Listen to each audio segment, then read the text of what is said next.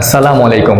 Sports ভাইদের দর্শকদের নতুন বছরে স্বাগতম। নতুন বছরে নতুন উদ্যমে আবারও শুরু হচ্ছে কাল থেকে বিপিএল। দেখুন, বিগত 2 দিন বাংলাদেশের প্রথম নারী প্রধানমন্ত্রী এবং বিগত প্রধানমন্ত্রী মৃত্যু শোকে শোকাহত ছিল পুরো দেশ, এবং সেই সাথে একাত্মতা প্রকাশ করেছিল বিসিবি।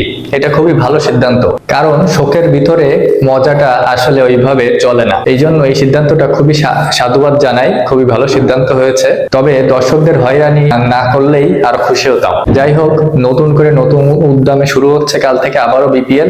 আজকে থাকতেছে প্রি ম্যাচ অ্যানালাইসিস, এবং কালকে যে 2টা ম্যাচ হবে সেই 2টা ম্যাচে কে জিততে পারে, একাদশ কেমন বা এক্সপেক্টর কে হতে পারে সেটা নিয়ে আজকের আলোচনা। চলুন শুরু করা যাক। দেখুন, আমরা ইতিমধ্যেই জানি যে বিপিএল আর চট্টগ্রামে অনুষ্ঠিত হচ্ছে না। চট্টগ্রামে যে 12টা ম্যাচ অনুষ্ঠিত হওয়ার কথা ছিল সেটা সিলেটে হবে, এবং সিলেট পর্ব শেষে আবারও ঢাকায় ব্যাক করবে বিপিএল, এবং সেখানে সব আর অন্যান্য ম্যাচ সেমিফাইনাল, ফাইনাল সবই ঢাকায় অনুষ্ঠিত হবে।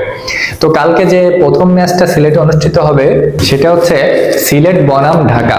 দুপুর 1টায় এই ম্যাচটা অনুষ্ঠিত হবে, এবং সন্ধ্যা 6টায় রংপুর এবং রাজশাহী। দুইটাই কিন্তু দারুণ ম্যাচ হবে বলে আশা করা যাচ্ছে। এই যে 2টা ম্যাচ, এই যে 4টা টিমের কিন্তু শক্তিমত্তার দিক থেকে এবার বিপিএল এ এই 4টা টিমের কিন্তু সেমিফাইনাল খেলার সম্ভাবনা প্রবল।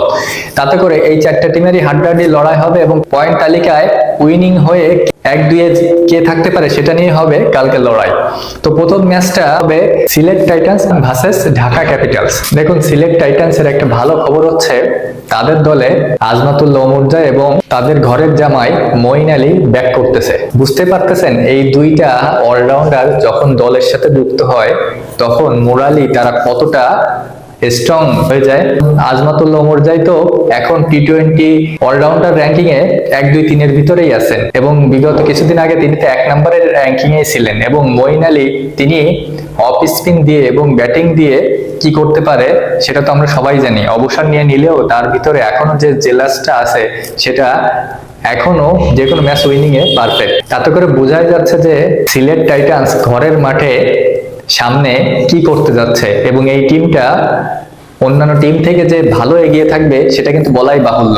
এবং এছাড়াও সিলেট টাইটান্সের দেশীয় যারা আছে তারাও কিন্তু বেশ শক্তিশালী। এই টিমে বলার একটু ঘাটতি ছিল, তাতে করে আজমাতুল্লাহ ওমরজা এবং মঈন আলী এসে এই টিমের বোলিং লাইন আপটা এবং অলরাউন্ডারটা শেষের দিকের ব্যাটিং করার যে অ্যাবিলিটি সেটা অনেক গুণে বাড়িয়ে দিল, এবং ফিনিশার রোলটা ভালোই সামলাবেন মঈন আলী এবং আজমাতুল্লাহ। বিশেষ করে আজমাতুল্লাহ ওমরজা তিনি একাই ম্যাচ উইনিং পার্সেন্টেজ গড়ে দিতে পারে। ঢাকা ক্যাপিটালসের কথা বলতে গেলে তারাও কিন্তু প্রথম ম্যাচ জিতে ভালোই কনফিডেন্সে আছে, এবং ঢাকা ক্যাপিটালস বিশেষ করে তাদের অভিজ্ঞতার ছোঁয়া কিন্তু বেশ অনেক দীর্ঘায়ু। মোহাম্মদ মিঠুনের ক্যাপ্টেন্সিতে নাসির হোসেন এবং বিশেষ করে সাব্বির রহমান রুম্মানের যে অভিজ্ঞতা এবং তাদের যে বিপিএল এর এক্সপিরিয়েন্স সেটা কিন্তু ভালোই কাজে লাগাচ্ছে ঢাকা ক্যাপিটালস।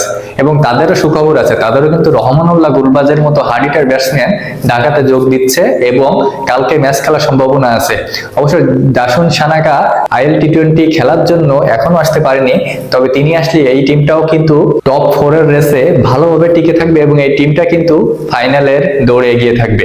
এই গেল প্রথম বেলা 1টার টিমের কম্বিনেশন। এবার চলুন 6টা যে টিম 2টা তাদের অংশটা একটু আলোচনা করে দেখা যাক। দেখুন, এবার বিপিএল এ সবথেকে হেভিওয়েট যে 2 টিমটা সেটা হচ্ছে রংপুর রাইডার্স এবং রাজশাহী ওয়ারিয়র্স।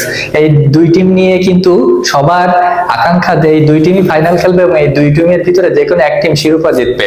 তাহলে এই 2 টিমেরই প্রথম মুখোমুখি হচ্ছে, তাহলে এই 2 টিমের প্রথম মুখোমুখিটাই কিন্তু জমে ক্ষীর হবে বলেই আশা করা যাচ্ছে।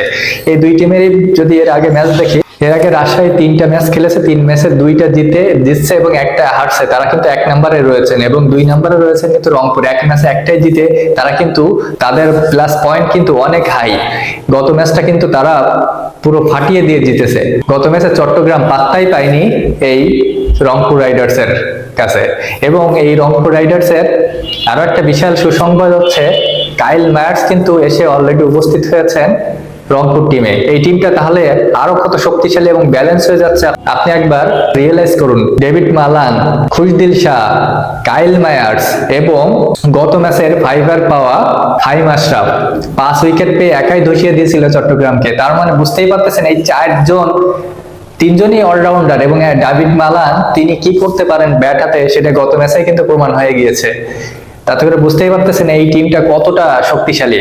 দুই পাকিস্তানের সাথে এক ওয়েস্ট ইন্ডিজের হার্ড হিটার এবং এক ইংল্যান্ডের মারকাটারি ব্যাটসম্যান, দারুণ কম্বিনেশন কিন্তু।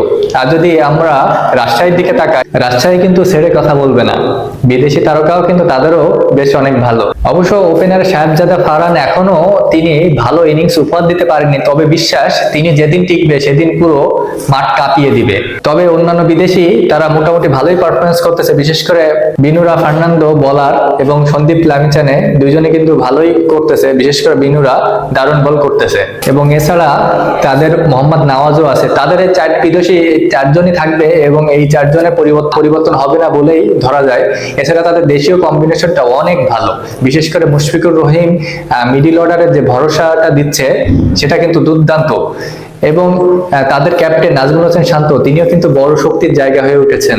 তাতে করে এই রাজশাহী ওয়ারিয়র্স এর দেশি বিদেশি মিলে তারাও নাম্বার 1 এর দাবিদার। তাতে করে দেখা যাচ্ছে যে প্রথম দুই ম্যাচের এক্সপেক্টর কে হয়ে উঠতে পারে, ঢাকা এবং সিলেটের এক্সপেক্টর কে উঠতে পারে। দেখুন, যদি আজমাতুল্লাহ অমরজা এবং মঈন আলীকে সিলেট খেলাইতে পারে তাহলে আমি মনে করি আজমাতুল্লাহ অমরজাই কালকের ম্যাচে টার্নিং পয়েন্ট হয়ে উঠতে পারে এবং ঢাকা ক্যাপিটালসের টার্নিং পয়েন্ট হয়ে উঠতে পারে বাংলাদেশের সেরা ফাস্ট বোলার তাসকিন আহমেদ। তিনি কিন্তু কামব্যাক করতেছে কালকে, এটা কিন্তু অবশ্যই মাথায় রাখবেন তাসকিনের কথা। এবং সন্ধ্যার ম্যাচে টার্নিং পয়েন্ট রংপুরের হয়ে উঠবে কাইল মায়ার্স।